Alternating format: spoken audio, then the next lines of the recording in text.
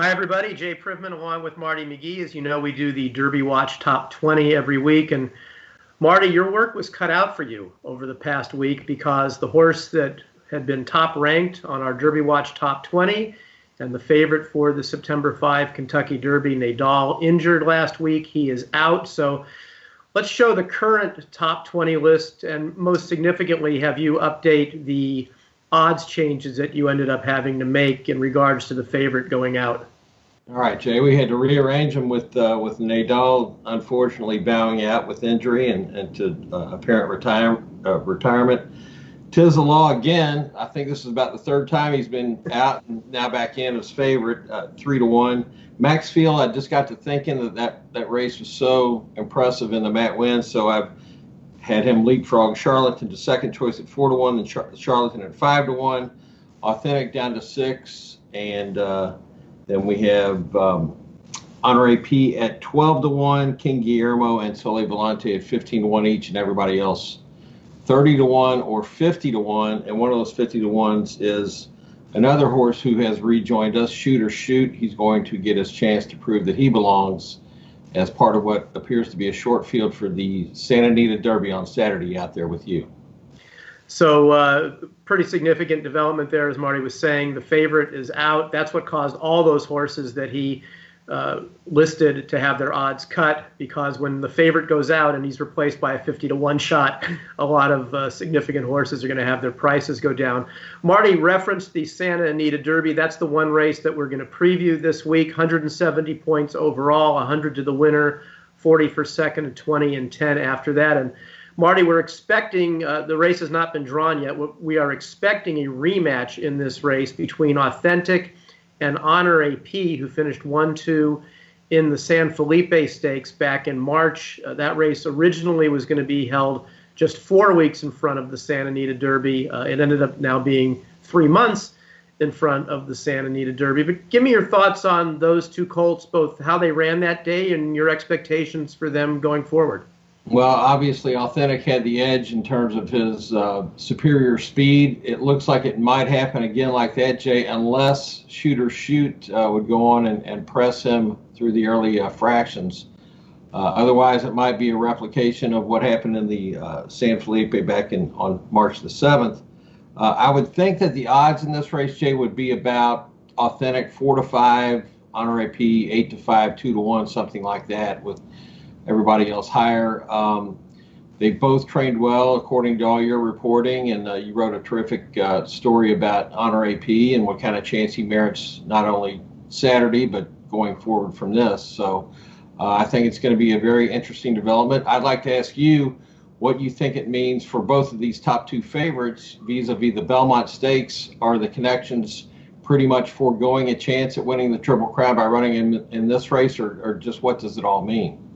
Well, I think, Marty, it's a fair question.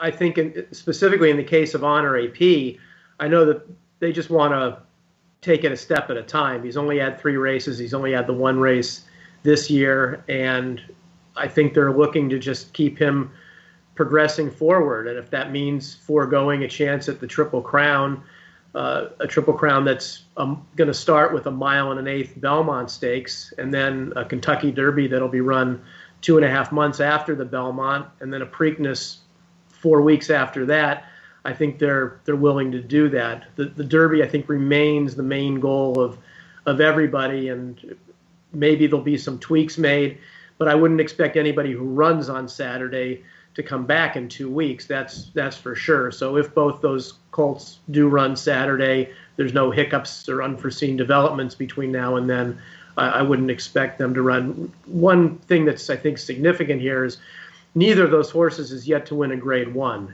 And in terms of enhancing their stud value, that's a pretty important aspect of things here. And you could make the argument that, on paper at least, the Santa Anita Derby, which looks like it's just a 2-horse race, is a better spot to at least try and enhance your residual value than a race that looks like it's going to be a lot tougher in the Belmont with the likes of Tis the Law and perhaps Maxfield, among many others expected for that. But it's a fair question, and I think it's just one of the many things that makes this year, because of the all the interruptions with the coronavirus pandemic just so interesting. What's your thought on that? Well, it's questionable whether or not Bob Baffert will have anything in the Belmont. He's talking about perhaps running Charlatan and the Woody Stevens as opposed to the Belmont. If he would just by any chance maybe scratch out of here and run Authentic in the Belmont, he would have him in there. But I think that aspect is pretty interesting, that Bob would possibly forego his chance at winning the Triple Crown, which is what he's won it twice in the last 5 years. So, it's just such an odd type of year. Honor AP may be one of the best in the whole class, but they're not going to, as you explained right now. He just Honor AP might be a really good horse, but they're not going to jeopardize this kind of chance advancing toward the Kentucky Derby just to run in the Belmont. Right. I mean, let's remember, going back to Honor AP, who's the horse I'm really high on.